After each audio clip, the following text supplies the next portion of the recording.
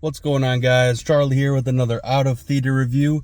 Just got out of the theater seeing Hokum, new horror film starring Adam Scott, and I quite enjoyed this film. I had some issues with the ending, and after really sitting on it for a second, I understand the message and theme they were going for at the end there, but I don't know if it necessarily was portrayed perfectly. I guess that's just something I have to just deep dive a little bit more on. This is a non-spoiler review, so I'm not going to go too in-depth into it. One big issue I had with this film is this was a hotel. The setting of this entire film took place within a honeymoon suite of a hotel.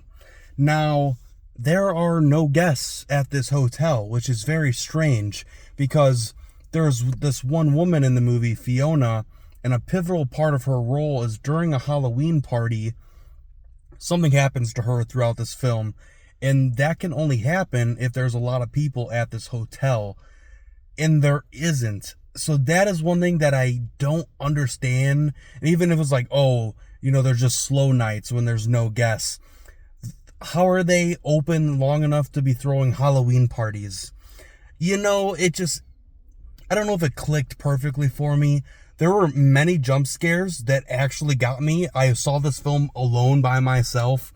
And, there are some good ones, Adam Scott, he's a writer. So he's writing a novel.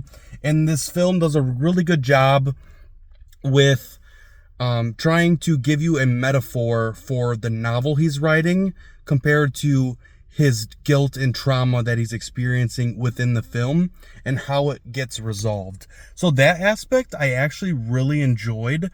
But like I said, there are many plot holes throughout this film. Is this worth seeing in theaters?